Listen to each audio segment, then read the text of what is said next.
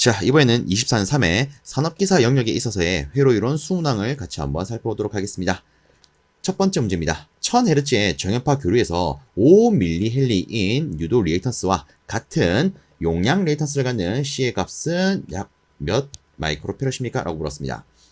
자, 일단 지문의 조건을 그대로 쓰면은 유도 리액턴스와 용량 리액턴스가 같대요. 그쵸? 일단 뭐 같다라고 했기 때문에 우리가 크기 관점으로 해석을 해보면 얘들은요, 다시 한번 이렇게 표현할 수가 있습니다. 자, 그 다음에 지문에 보면 주파수가 나와 있어요. 그럼 이 주파수를 활용하기 위해서는 이 각 주파수를 주파수에 대한 형태로 바꿔줄 필요가 있다. 그죠? 그러면 이런 식으로 표현이 될 겁니다. 그러면 얘를 우리가 C에 대해서 이항을 한다면 이렇게 쓸 수가 있을 거예요. 자, 그럼 여기다가 주어진 걸 그대로 대입하면 될 것 같습니다. 그래서 2파이에다가 주파수 1000 그리고 자, 여기 보면 이 친구가 인덕턴스가 되겠죠. 그래서 5 곱하기 10의 마이너스 3승. 자, 여기서 요거를 계산기에 두드려 주면 계산기 상에서는 얘가 5.066 곱하기 10의 마이너스 6승 이렇게 나올 거예요. 그러면 우리가 요거를 환산을 조금 한다라고 치면은 대략 5.07 마이크로페럿 이런 식으로 표현할 수 있겠죠. 그래서 우리가 고를 수 있는 답안은 여기 있는 2번이 되겠습니다. 자, 다음으로 아래쪽에 있는 두 번째 문제 보도록 하겠습니다. 평형 3상 3선식 회로에서 부하는 y결선이고 선간 전압이 이렇게 되어 있을 때 선전류는 이렇게 되어 있다면 y결선 부하 한 상의 임피던스는 몇 ohm입니까? 라고 물었습니다. 자, 일단 부하가 y결선이라고 했으니까 y결선을 한번 그려보도록 하겠습니다. 자, 이렇게 놓고 여기에다가 한 상의 임피던스들이 있더라. 자, 그 다음에 조건을 보면 선간 전압이 나와 있습니다. 요놈이 173.2 위상은 0도 그쵸? 자, 그 다음에 선전류는요 20 위상은 마이너스 120도 이렇게 주어졌어요. 자, 일단은 우리가 이 임피던스를 구해야 되는데 이 임피던스가 구성된 이 부분을 우리는 상부분이라고 말할 수가 있습니다. 그러면 당연스럽게 이 임피던스를 계산하려면 물론 여기에 있는 전류와 전압을 활용하면 되지만 얘가 상부분에 있기 때문에 상전류분의 상전압 이렇게 표현할 수가 있을 거예요. 맞나요? 자, 그리고 이 Y결선 같은 경우에는 대표적인 수식적인 특징으로 이런 게 있습니다. 승간전압은 상전압보다 루트 300 끄고 위상은 30도 앞서더라. 근데 전류는 선이나 상이나 똑같더라.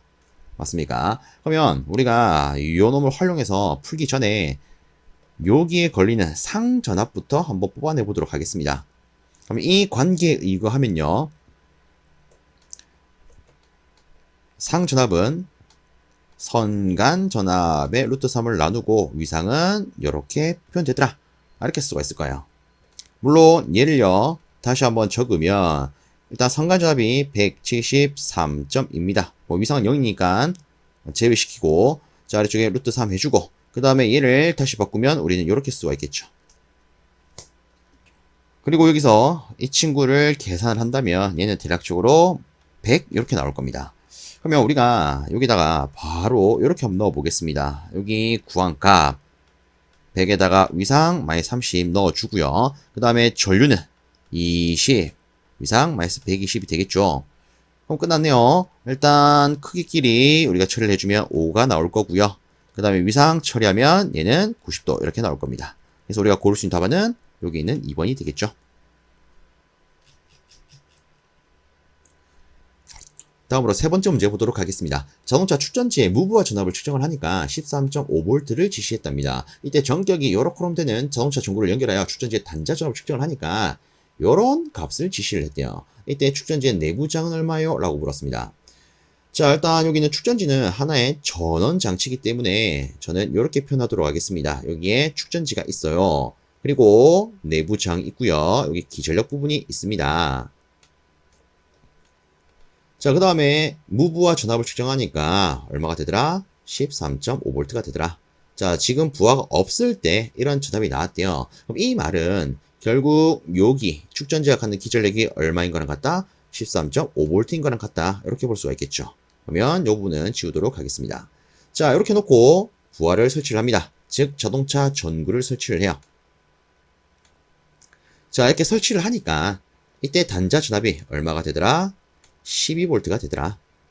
그리고 이놈의 소비 전력은 50W다. 지금 이렇게 나와 있죠. 그럼 이 조건을 가지고 우리가 이 놈을 한번 풀어보도록 하겠습니다. 자, 일단은 여기 보시면 전원에 대한 기전력이 있고요. 부하에 걸리는 단자 시험이 나와 있습니다. 그럼 요걸 토대로 우리는 이런 걸 생각해 볼 수 있을 거예요. 자, 여기 요 놈을 1라고 쓰고 얘를 V라고 쓴다면 전체 기전력은요, 저항에서 나타나는 전압 강화가 같더라. 그러면 여기에 대한 전압 강화를 제가 스몰 1라고 쓰겠습니다. 그러면 이때 관계식은 이렇게 쓸 수가 있을 거예요. 자, 그럼 여기서 이 친구 같은 경우에는 얼마? 13.5요. 이 친구는 12요. 그럼 이때 이 값은요, 1.5V가 될 겁니다. 그럼 우리는 이걸 가지고 일단 내부 저항에서 나타나는 전압 강화를 알 수 있겠네. 그렇죠. 요걸 확인할 수 있습니다.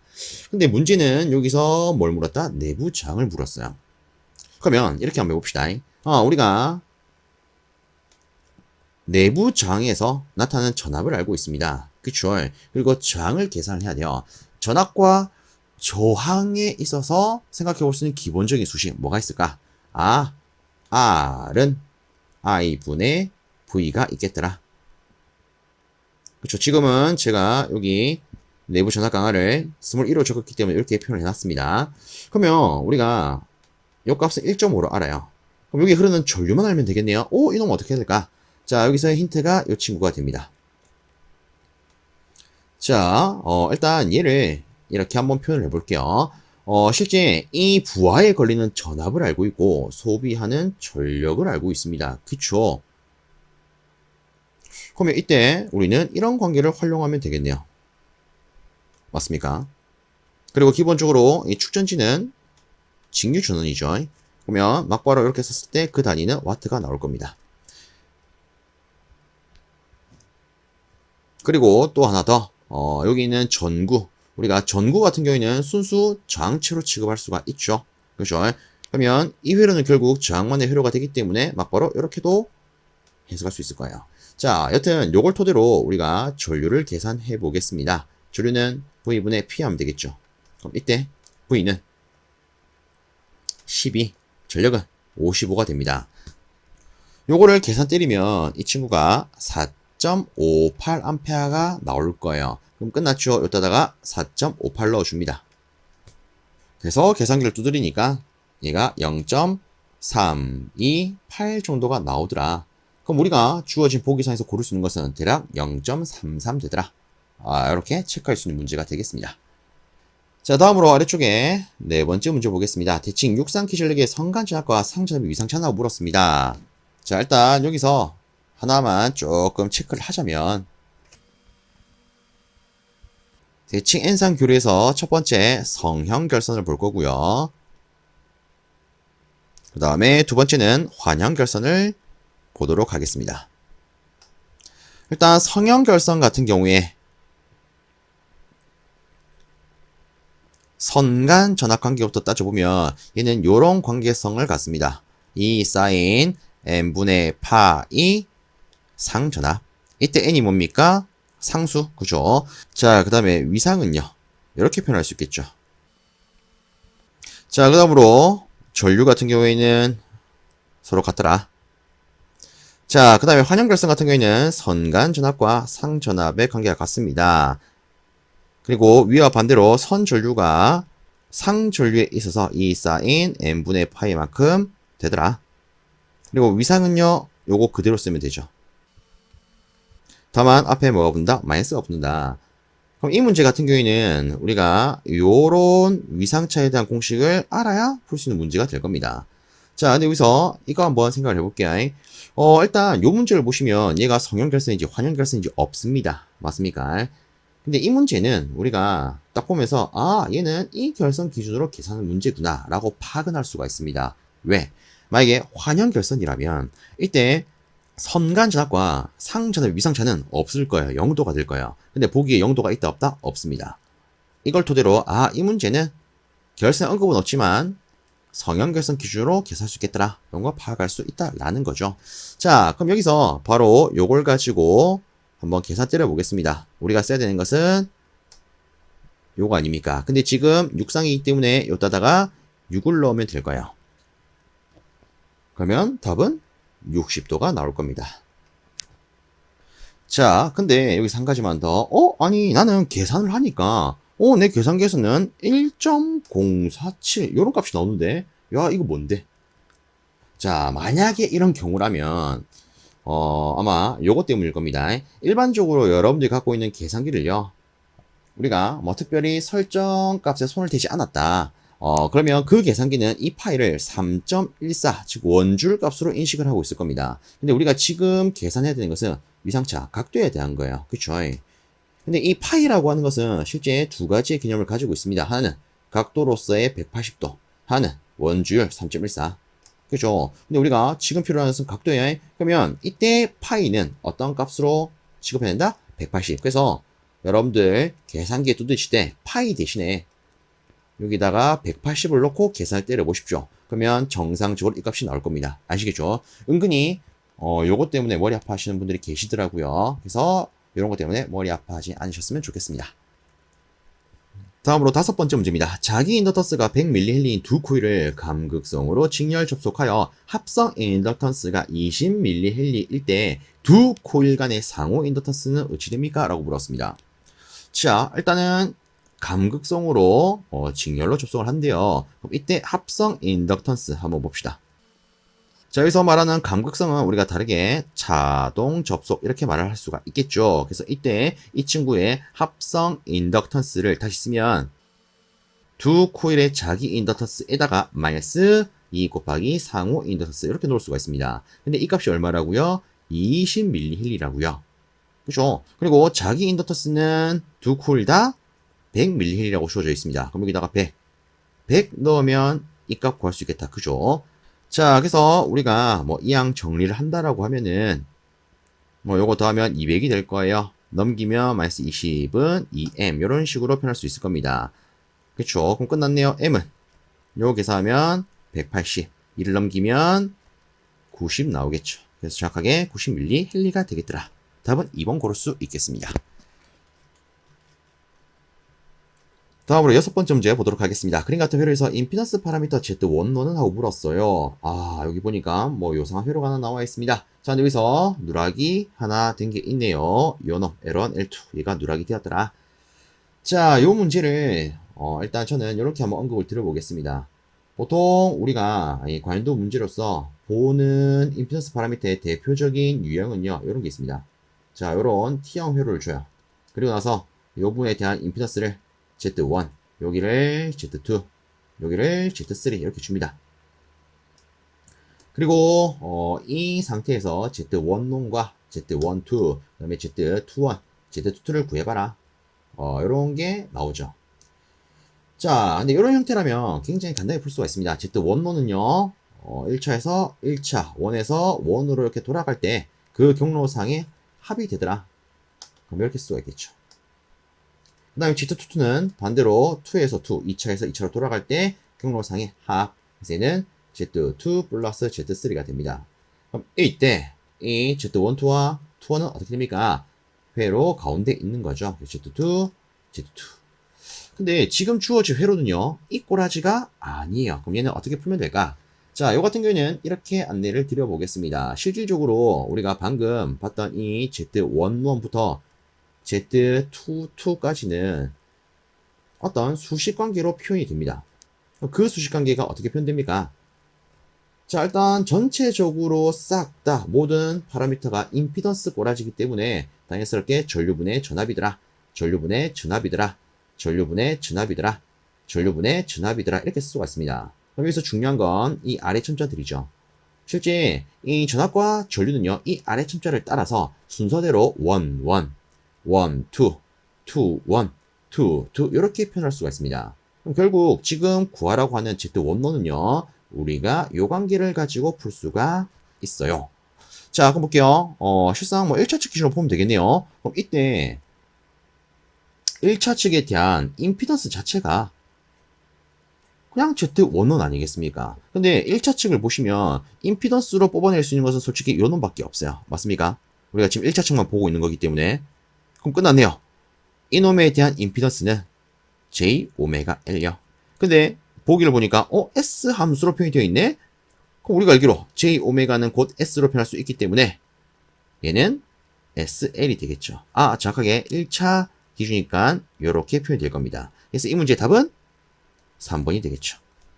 자, 그래서 이렇게 고를 수 있는 문제가 되겠고요. 다음 문제 살펴보도록 하겠습니다. 다음으로 7번째 문제 보도록 하겠습니다. 그림 같은 회로에서 L2에 흐르는 전류 I2가 단자 전압 V보다 90도 뒤지기 위한 조건을 물었습니다. 단 오메가는 회로의 각축 파수래요. 와, 그다음에 뭔가 심상치 않아 보이는 문제가 나왔습니다. 자, 일단 제가 미리 언급을 드리면 이 문제는요, 참고적으로 보시면 어떨까 싶습니다.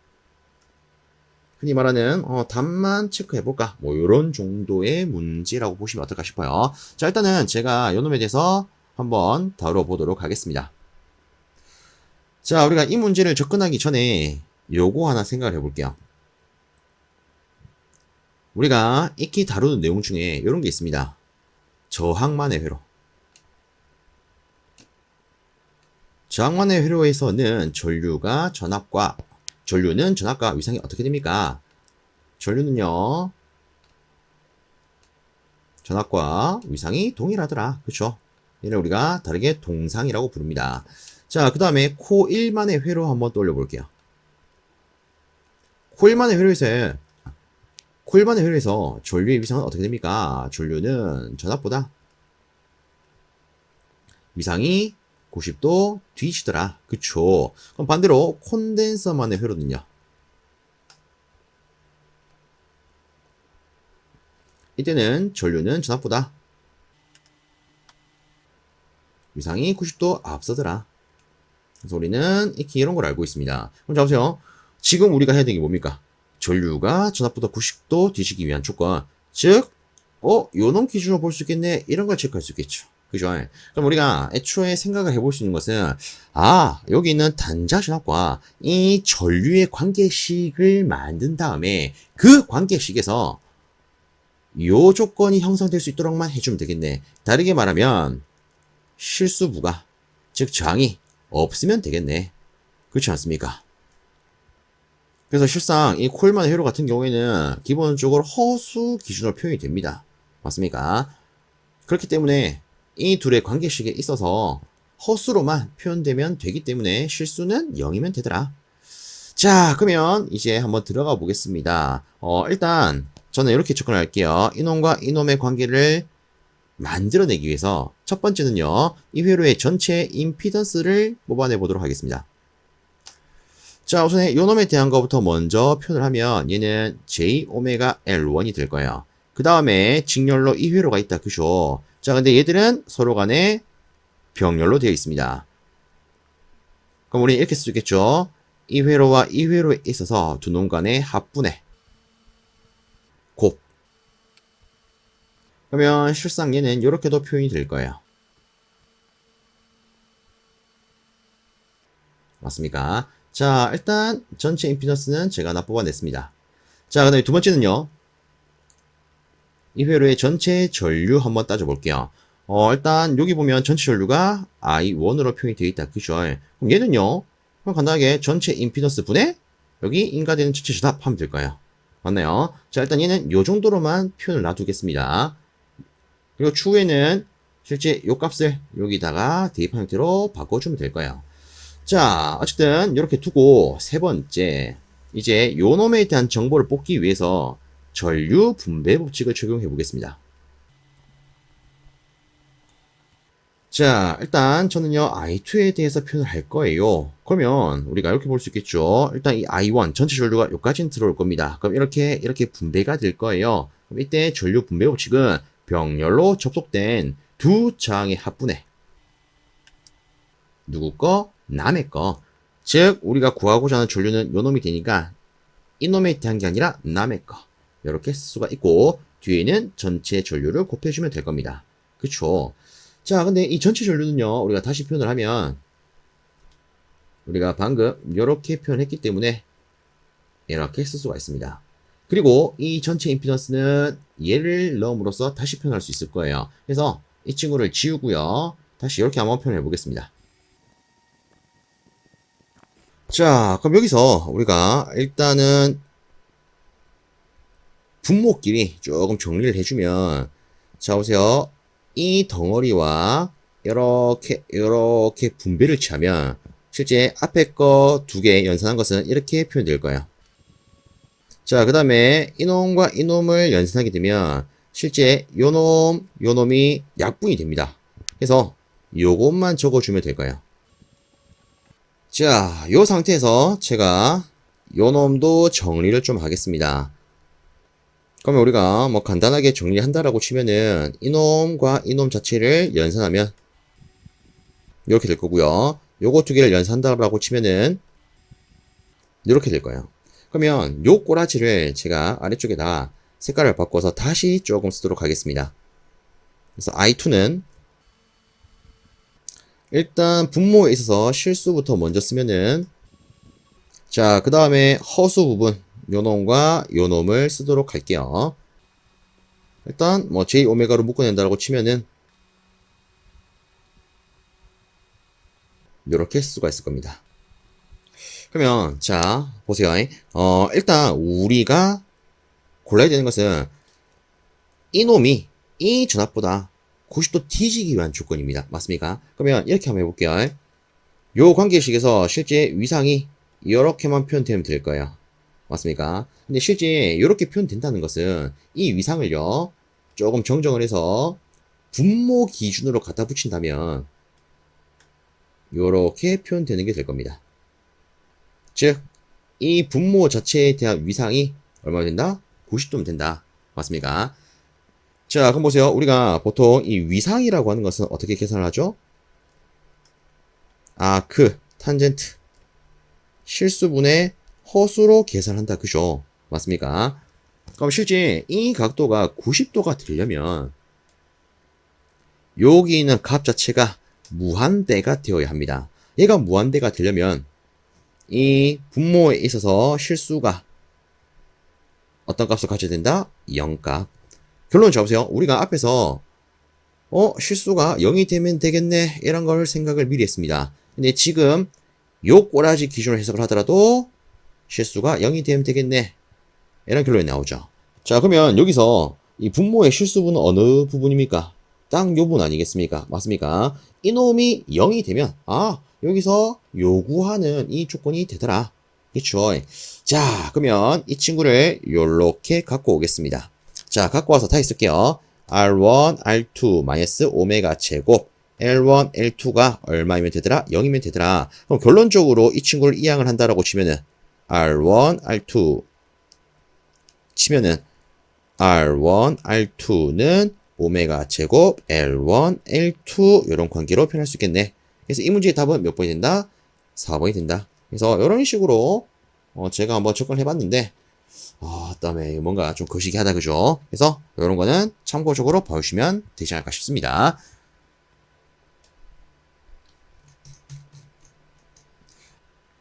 다음으로 8번째 문제 보도록 하겠습니다. 그림 같은 회로에서 단자 A와 B 간의 전압 VAB는 몇 볼트예요? 라고 물었습니다. 자, 여기 나와 있는 이 회로처럼 전압원과 직렬로 접속된 저항이 여러 조 병렬로 접속된 회로가 나온다. 그럼 이때 이 단자 전압은요, 밀만의 정리를 가지고 바로 도출할 수가 있습니다. 자, 요 놈을 바로 접목을 시켜보면 VAB는요, 우선에 여기서 나타나는 저항분의 전압, 그 다음에 여기서 나타나는 저항분의 전압에다가 분모는 각각의 저항 역수를 더하면 되더라. 자, 그래서 이걸 계산기로 두드리면 계산기상에서는 7.71 정도의 값이 나올 겁니다. 그래서 우리가 고를 수 있는 것은 7.7, 3번이 되겠더라.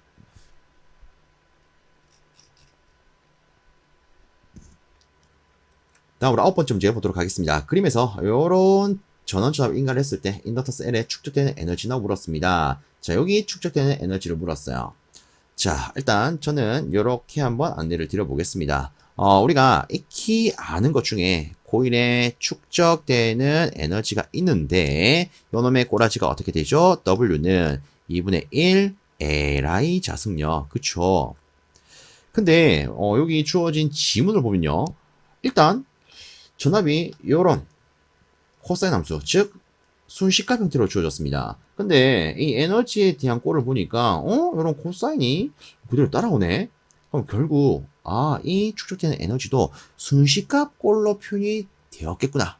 이런 걸 생각해 볼 수 있을 거예요. 그래서 저는 요거를요 형태만 살짝 이렇게 바꾸겠습니다. 전류가 순식값이더라. 그럼 어쨌든 요 전류에 대한 꼬라지를 우리는 필요로 하는데 여기는 전압의 형태만 주어졌습니다. 야, 그럼 이때 어떻게 될까요? 자, 이렇게 한번 생각해 볼게요. 지금 이 회로를 보시면 L과 C가 싹 다 병렬로 접속이 되어 있습니다. 그러면 우리는 이런 걸 알 수 있겠죠. 요놈이 여기에 그대로 걸리는구나. 맞습니까? 그럼 이때 우리가 이 L에 요런 전압, 즉 여기서 나타나는 전압강화 자체가 얘랑 똑같을 거니까 L에서의 전압강화 관계식을 한번 떠올려 볼게요.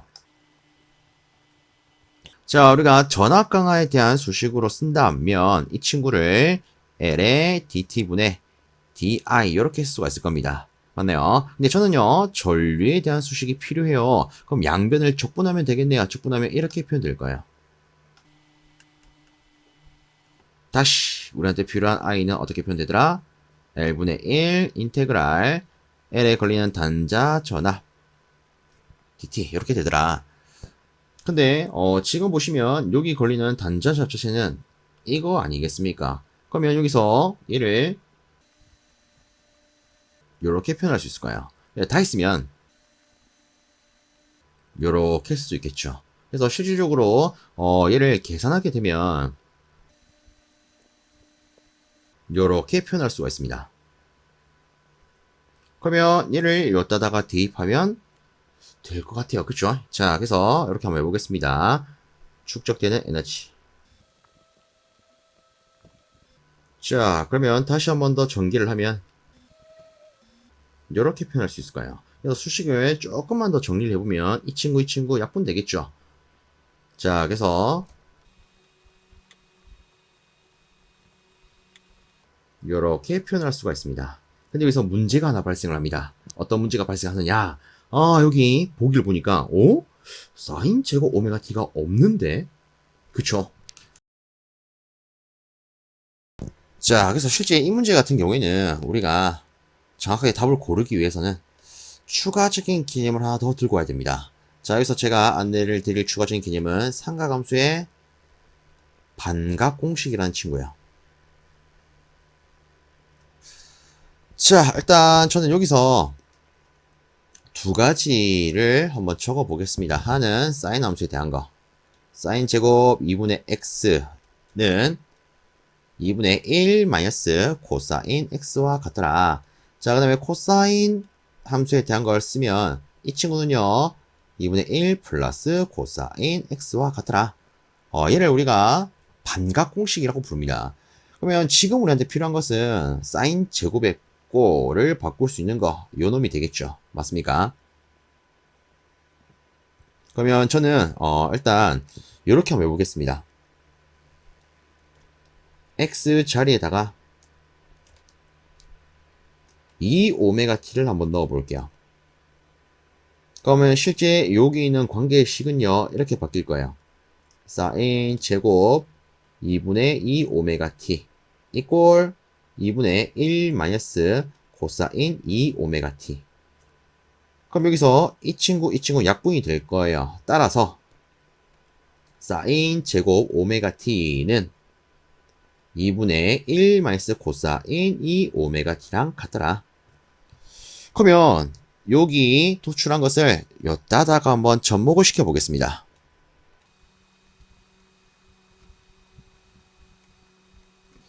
자, 그럼 여기서 다시 최종적으로 정리하면 이거 곱하니까 4 오메가 제곱 L분의 2M 제곱에다가 뒤에 나머지 1 마이너스 코사인 2 오메가 t가 붙은 꼬라지로 나오더라. 자, 그래서 결론적으로 우리가 고를 수 있는 보기는 자, 여기 있는 4번이 되겠다. 그죠? 자, 근데 솔직히 여러분 입장에서 이 문제를 바라보면 와, 땀이 뭐고 허파가 뒤집어지겠네 이런 느낌을 받으시게 될 겁니다. 자, 근데 여기서 제가 참고하시라고 이런 언급을 드려볼게요. 물론 이 문제를 여러분 입장에서 참고적으로 들고 가셔도 되지만 실제 이 문제가요 관도에 몇 번이고 나왔던 문제긴 합니다. 근데 재미난 거는 1 마이너스 코사인 2 오메가 t만 알면 답을 고를 수 있게끔 줬었습니다. 그래서 혹시나 이런 유형의 문제로 나온다. 그럼 딱 봤을 때 야 이거 뭔데? 이런 느낌이 든다면 제가 언급했던 1 마이너스 코사인 2 오메가 t가 있는 것부터 한번 찾아보십시오. 보시면 요 놈밖에 없죠. 그래서 답이 요 놈이 돼요. 아시겠죠? 그래서 관도 문제 얘가 나왔던 것도 보면 보기가 다 이런 식으로 주어졌었습니다. 물론 앞으로 뭐 얘가 제출제가 될 때는 이 보기를 또 다르게 장난칠 수도 있겠지만 일단 지금까지 제가 봤던 문제들은 요것만 딱 체크했을 때 답을 고를 수가 있었습니다. 아시겠죠? 그래서 우리가 시험 치러 갔을 때 혹시나 모른다면 그냥 찍기보다는 그래도 답에 근접할 수 있는 거 찍는 게 좋겠죠. 그에 대한 힌트가 뭐다? 요놈이더라. 자, 일단 요 정도로 마무리하고 다음 문제 살펴보도록 하겠습니다. 자, 다음으로 10번째 문제 보도록 하겠습니다. 대칭 3상 Y결선에서 성간전압이 200루트 3V이고 각상 임피던스가 여러 콜럼 되어 있는 평형 부하일 때 선전류는 하고 물었습니다. 자, 그럼 간단히 조금 체크를 하자면 여기 이런 Y결선의 평형 부하가 있대요. 자, 그리고 나서 이 친구에 대한 성간전압이 200 루트 3이고 각상 임피던스가 30 더하기 J의 40이래요. 일단 실질적으로 이렇게 임피던스가 나와 있다면 이 임피던스는 상 부분에 해당을 하기 때문에 얘를 가지고는 상 기준으로 해석을 할 수밖에 없습니다. 즉 이런 거죠. 지금 물음은 물론 선전류지만 우리가 얘를 가지고는 무슨 전류를 구할 수 있다? 상전류. 근데 이 Y결선 같은 경우에는 재미나게도 선전류나 상전류는 같은 특징을 가지고 있습니다. 그쵸? 그럼 얘를 구하는 것 자체가 선전류 구하는 게 되겠더라. 그러면 수식을 쓰면 이 친구는요. 각상의 임피던스 크기분의 상전압 이렇게 쓸 수가 있을 거예요. 그럼 우선에 각 상의 임피던스의 크기부터 처리를 하면 이 친구는 30제곱 더하기 40제곱 이렇게 해서 놓을 수가 있을 겁니다. 자, 그 다음에 필요한 것은 상전압이 되죠. 우리가 앞에서도 했지만 이 Y결선 같은 경우는 순간전압이 상전압보다 루트 3배 크고 위상은 30도 앞선 특징이 있습니다. 근데 지금은 보기를 봤을 때 위상은 필요가 없어요. 지금은 크기만 있으면 되겠죠. 그래서 크기만 가지고 오면 상전압은 성간전압에다가 루트 3을 나누면 되겠더라. 그러면 요따다가 루트 3을 나눈 걸 바로 적겠습니다. 그럼 얼마입니까? 200이겠죠. 맞습니까? 그래서 이 친구를 계산하시면 바로 4A가 나오는 걸 확인할 수 있으실 겁니다. 다음으로 11번째 문제 보도록 하겠습니다. 요런 전압의 실효값을 물었습니다. 오타가 하나 있네. 자, 요거를 제가 재빠르게 정정하겠습니다. 요렇게요. 자, 일단 보시면 앞에 있는 놈은 기본파에 해당할 거고요. 뒤에 있는 놈은 제3 고조파에 해당을 할 겁니다. 그쵸? 그러면 결국 이 전체 전압은 비정연파가 되겠네요. 혹은 다르게 외형파가 되겠죠. 자, 이처럼 비정연파가 주어져 있다. 이 친구의 실효값은 어떻게 계산할 수 있습니까? 각 성분의 실효값을 벡터 합으로 주시면 되더라. 그쵸? 자, 그래서 이렇게 보도록 하겠습니다. 일단 기본파의 실효값은요. 루트 2분의 14.1로 놓을 수가 있겠죠. 그 다음에 제3고조파에 대한 실효값은 이런 식으로 놓을 수가 있을 겁니다. 그래서 요거 계산기 두드리면 끝나겠죠. 그래서 요거를 계산하시면 대략 11.16이 나오는 걸 확인할 수 있습니다. 그래서 답은 2번. 자, 다음으로 12번째 문제 보도록 하겠습니다. 다음과 같은 전압과 전류에 의한 평균 전력은 하고 물었습니다. 지금 보시면 전압도 비정연파, 전류도 비정연파로 주어져 있습니다. 그럼 이때 우리가 이런 평균 전력, 다르게 유효 전력을 계산할 때는 어떻게 하면 됩니까? 같은 성분끼리 계산해서 합산하면 됩니다. 그쵸? 같은 성분에 대한 유효 전력을 합산하면 되더라. 자, 일단 보면 요 놈에 대한 것은 기본파가 됩니다. 그럼 이에 대한 전력을 P1이라 표현할게요. 자, 뒤에는 3ωt가 있으니까 제3고조파 성분이 되겠죠. 그럼 이에 대한 전력을요, P3라고 놓을게요. 그 다음에 마지막은 5ωt가 있으니까 제5고조파가 될 거고요. 그럼 이에 대한 전력을요, 저는 P5라고 놓겠습니다. 그럼 결론은 이거죠. 전체 평균 전력은 기본파 전력 더하기 제3고조파 전력 더하기 제5고조파 전력. 자, 그러면 일단 기본파 전력부터 따져볼게요. 우선적으로 우리가 유효 전력하면 기본적으로 전압의 크기, 전류의 크기 곱에다가 코사인, 전압과 전류의 위상차 이렇게 놓을 수가 있습니다. 좀 더 정확하게는 이 전압과 전류의 크기는 곧 무슨 값? 시로값이 되죠. 그럼 저 보세요. 이 친구에 있어서 시로값을 쓰면 얘는 루트 2분의 150이 될 거고요. 그 다음에 이 친구에 대해서도 쓰면 루트 2분의 30이 됩니다. 그럼 이때 코사인 해놓고 두 놈의 위상차를 한번 봅시다. 자, 얘는 6분의 파이에요. 뭐 쉽게 말하면 얘가 몇 도? 30도. 얘는 마이너스 30도. 그러면 둘의 위상차는 60도가 되겠다. 그죠? 자, 네, 색깔을 바꿔서 제3고조파 전력을 따져보겠습니다. 자, 요놈에 대한 각각의 시로값 쓰면 루트 2분의 100 곱하기 루트 2분의 20 될 거고요. 그 다음에 코사인. 일단 여기 보시면 이 친구는 60도, 이 친구는 마이너스 60도가 되겠다. 그죠?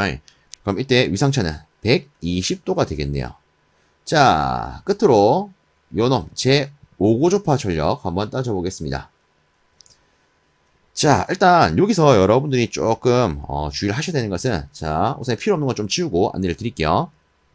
자, 우리가 지금 따지는 건 이놈과 이놈에 대한 전력 아닙니까? 근데 얘는 사인 함수인 반면에 얘는 코사인 함수예요. 그럼 우리가 제대로 위상에 대한 관계를 파악하기 위해서는 이 친구를 똑같은 형태로, 즉 사인 형태로 바꿔줄 필요가 있습니다. 자, 우리가 익히 알기로 코사인 오메가 t는 사인 오메가 t 플러스 90이 되더라.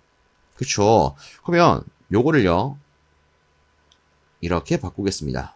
50 사인 5 오메가 t 플러스 90. 그쵸? 자, 그 다음에 전류 같은 경우에는 얘가 90도가 되죠. 정확하게 위상이 마이너스 90이 됩니다. 그러면 일단 두 놈 간의 위상차는 우리가 180도라는 걸 파악할 수 있겠죠. 맞습니까? 그러면 이제 나머지 값에 대한 시로값 적으면 되겠네요. 그래서 이거를 계산기에 싸그리 두드려 보면 375W가 나오더라 라는 걸 확인할 수가 있습니다. 그래서 이 문제의 답은 여기는 3번 되겠습니다.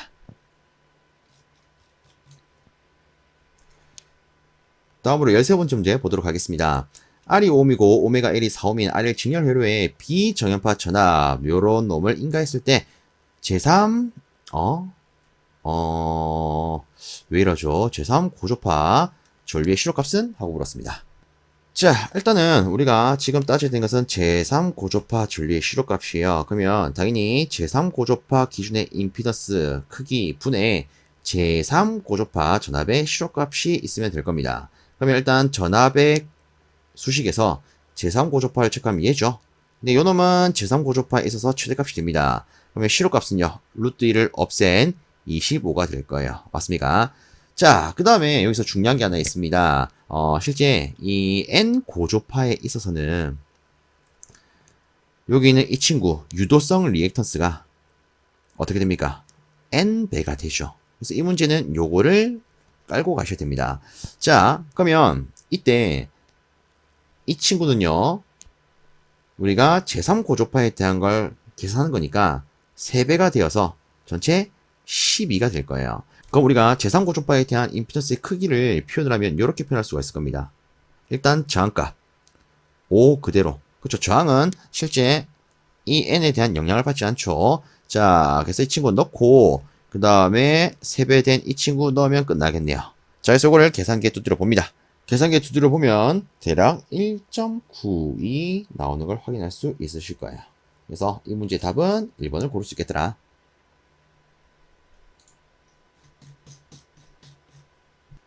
다음으로 11번째 보도록 하겠습니다. 그림과 같이 주파수 F인 교류회로에 있어서 전류 I와 IR이 같은 값이 되기 위한 조건하고 물었습니다. 자, 보세요. 여러 회로가 주어졌는데 이 전류가 이 놈과 같대요. 다르게 말하면 이놈이 여기로 그대로 들어간다. 즉, 뒤쪽 회로는 없는 거랑 같더라. 요거 아니겠습니까? 자, 우리가 이렇게 배우는 것 중에 이런 게 있죠. 뭐 직렬 회로든 병렬 회로든 실제 L과 C가 있는데 특정 주파수에 있어서 이 L과 C가 없는 것과 같이 나타나는 회로. 이를 뭐라 한다? 공진회로. 그래서 결국 이 문제는 공진회로에 대한 조건을 묻는 거랑 같다라고 볼 수가 있습니다. 자, 그러면 이때 공진회로가 되기 위한 조건은 어떻게 됩니까? 간단하게 유도성 리액턴스와 용량성 리액턴스가 같으면 됩니다. 혹은 이렇게 쓸 수 있겠죠. 그렇죠? 이놈들의 크기가 같으면 되더라. 그럼 이를 토대로 우리가 파악할 수 있는 거. 공진 각 주파수는 어떻게 됩니까? 얘는 루트 LC분의 1로 쓸 수가 있죠. 자, 그 다음에 한 개 더. 공진 주파수는 어떻게 쓸 수가 있습니까? 2파이 루트 LC분의 1로 쓸 수가 있습니다. 맞나요? 그래서 지금 보기를 보시면 다 주파수에 대해서 물었어요. 즉, 공진 회로일 때 주파수, 공진 주파수에 대해서 물었습니다. 그럼 답은 바로 3번 되겠다. 그죠? 자, 연도로 마무리하고 넘어가도록 하겠습니다. 다음으로 15번째 문제 보도록 하겠습니다. 4단자 정수 ABCD의 수식 관계로 일치하는 것은 물었습니다. 요 같은 경우에는 제가 이런 식으로 한번 정리해 보도록 하겠습니다. 자, 제가 지금부터 할 것은 각 파라미터의 수식 관계. 자, 첫 번째 전송 파라미터. 에 있어서 4단자 정수.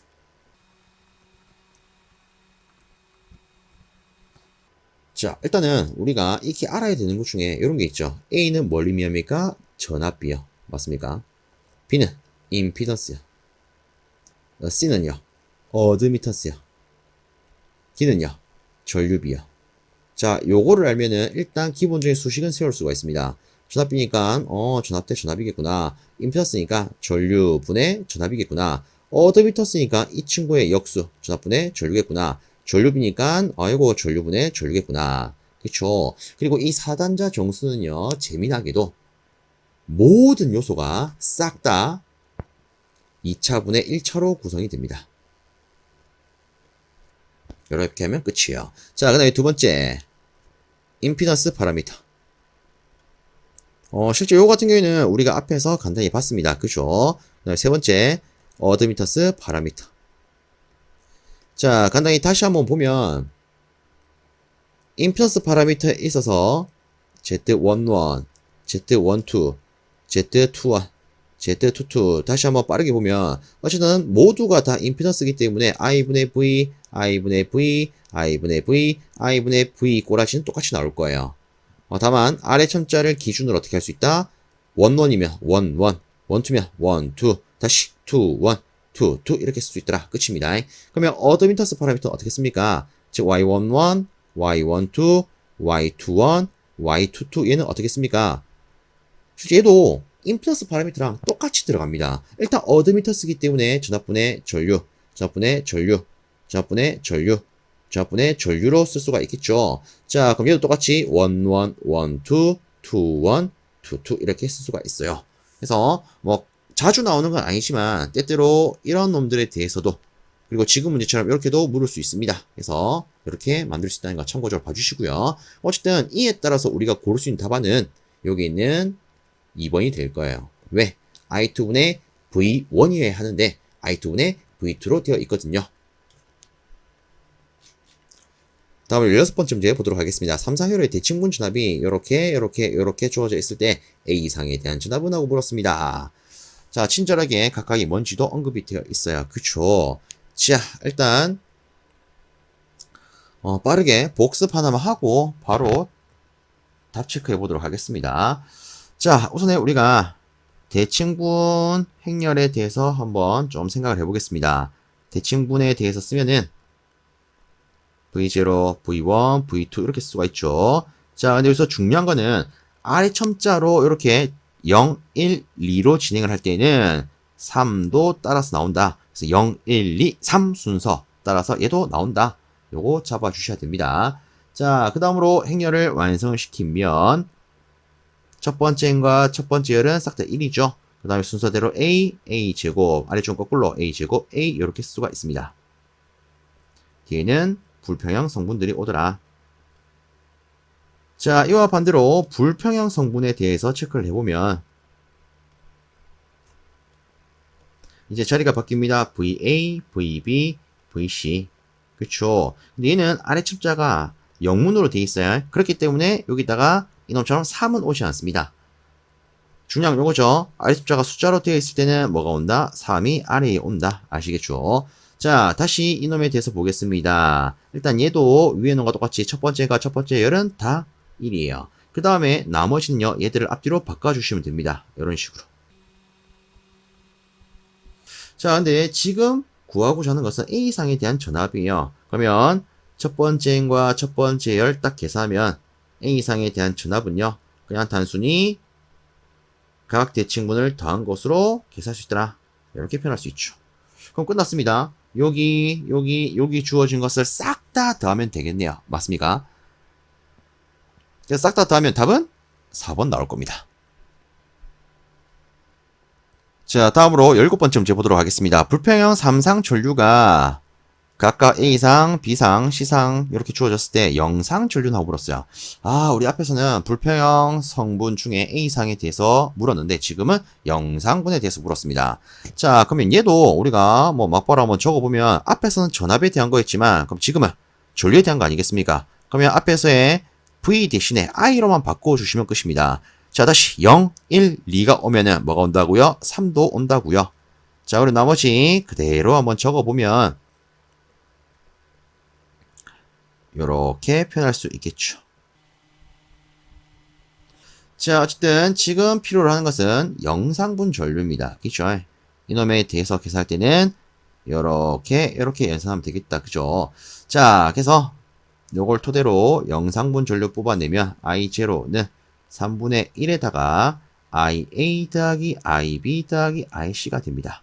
그럼 끝났죠? 요거 싹 다 더한 다음에 그냥 3으로 나눠주면 돼요. 맞습니까? 그래서 여기 있는 실수부끼리 일단 더해보면 마이너스 8이 나오고요. 허수부끼리도 더해보면 마이너스 J2가 나옵니다. 그럼 끝났죠? 각각의 3을 나눠주면 마이너스 2.67 마이너스 J의 0.67 끝. 그래서 답은 요놈이 되겠습니다.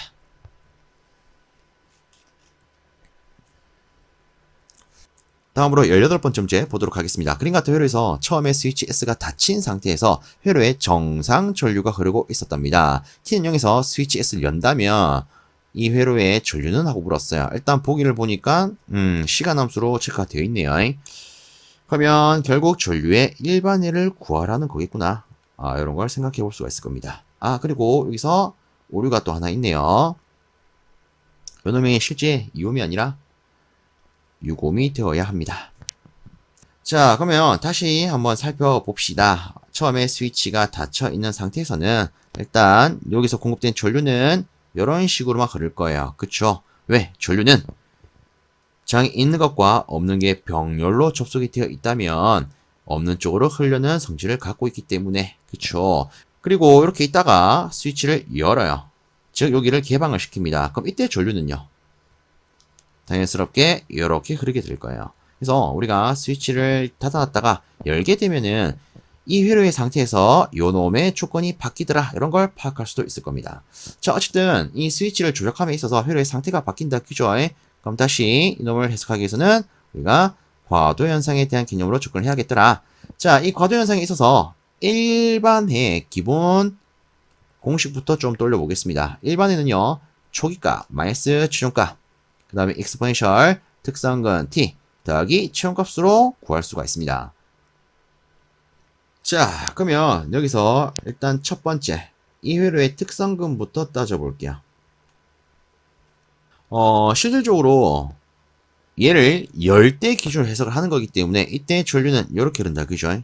맞습니까? 그러면 이에 따라서 특성거든요. 일단 마이너스 L분의 R로 쓸 수가 있고 전류가 이렇게 흐를 때 기준으로 해석을 해야 되기 때문에 이때 L은요. 여기 있는 212 그대로 씁니다. R은요. 요놈과 요놈이 직렬로 접속된 거랑 같기 때문에 둘의 합성값 써야겠죠. 특성거는 마이너스 5가 되더라. 하나를 체크할 수 있습니다. 네, 두 번째 초기값 계산합시다. 자, 일단은 초기 상태로 해석하기 위해서 지우고 자, 여기가 약간 삐꾸가 났죠. 자, 이렇게 해놓고 다시 얘를 붙이겠습니다. 붙이면 일단 처음 상태에서 전류는요. 일단 이렇게만 흐르게 될 거예요. 맞습니까? 어쨌든 얘는 회로적으로 작용을 하지 않죠.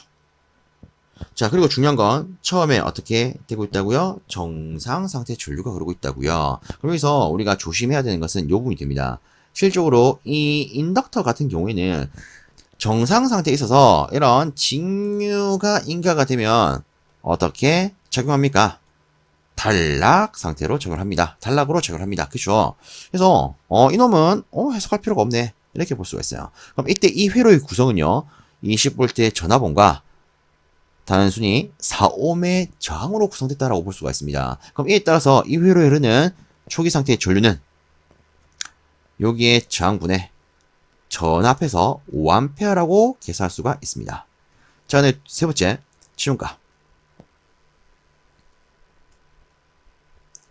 자, 치중값을 해석하려면 우리가 이 스위치를 열어줘야겠죠. 그렇죠? 그럼 그에 따라서 이 전류가 이제는 이렇게만 흐르게 될 거예요. 자, 그리고 중요한 건 우리가 구해야 되는 것은 최종값입니다. 즉, 또 다른 정상 상태에 있어서 값이에요. 어쨌든 얘도 정상 상태 기준이기 때문에 이때 이 인덕터는 앞에랑 똑같이 단락 상태로 적용할 겁니다. 그러면 이 회로의 구성은요. 지금에 있어서는 20V의 전압원과 4ohm과 6ohm으로 구성이 되어 있다. 이렇게 볼 수가 있을 거예요. 그러면 이에 따라서 최종적으로 흐르게 되는 전류는요. 두 저항의 합, 분해, 여기 걸려있는 전압에서 2A구나. 이렇게 해석을 할 수 있겠죠. 그래서 처음에 스위치를 닫고 있을 때 이렇게는 5A 흐르지만 우리가 스위치를 열고 한참 두면은 이렇게 2A 흐르더라. 이게 요 내용이 될 겁니다. 자, 그럼 우리가 얘를 조합을 해가지고 일반에 도출해 봅시다. 자, 일반에 표현을 해보면 자, 일단 전류의 초기값이 얼마였습니까? 5A예요. 시험값은 2. 그쵸? 자, 그 다음에 익스포넨셜 특성근이 필요합니다. 특성근 얼마? 마이너스 5요. 자, 그 다음에 지원값은 2. 이렇게 쓰면 끝이 날 거예요.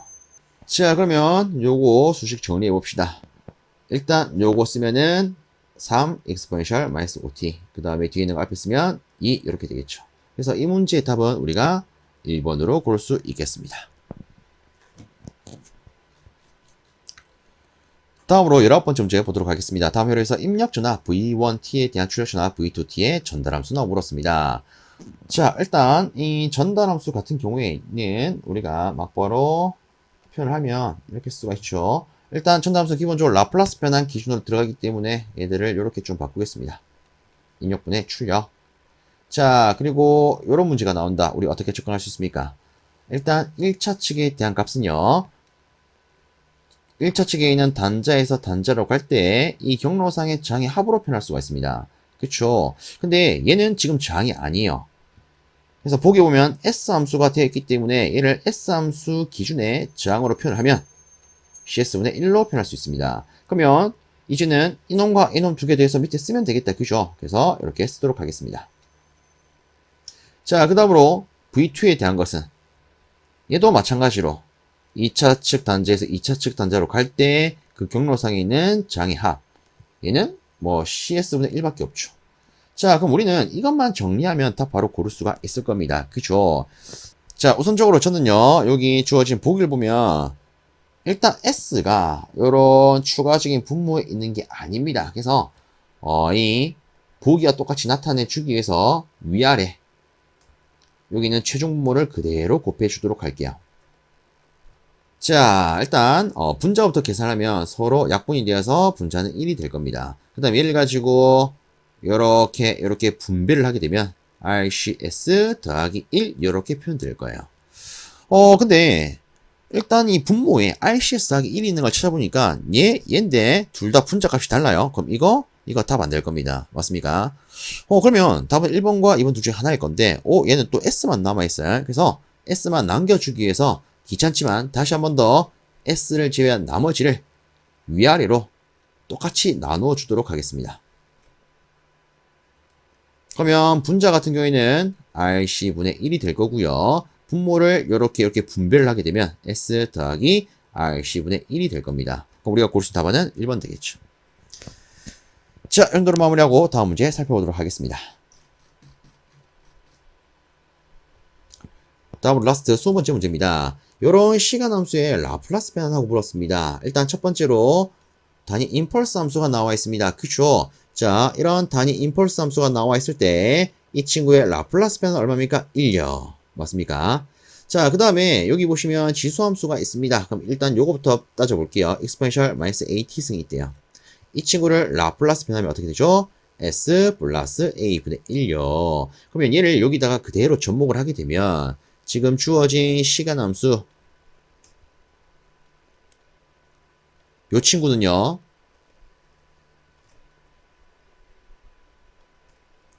얘는 1이죠. 그리고 앞에 상수 그대로 두고 이놈은 이렇게 표현할 수 있을 겁니다. 자, 그러면 저는요, 일단 얘들을 통분을 조금 시켜주도록 할게요. 이 1이라고 하는 친구는 우리가 s 플러스 a분의 s 플러스 a 이렇게 표현해도 관계없다. 그죠? 약분하면 이렇게 1이 될 거니까. 자, 그 다음에 이 친구 마이너스 s 플러스 a분의 a가 된다. 그쵸? 그럼 요거를 정리하게 되면 얘는 이렇게 나오겠네요. s 플러스 a분의 s요. 그래서 이 문제에 대한 답은 3번이 되겠습니다. 자, 이렇게 하면 이번에 확인된 수문항의 풀이가 끝이 납니다. 모쪼록 이 영상이 여러분들 합격에 조금이라도 도움이 되었으면 좋겠습니다.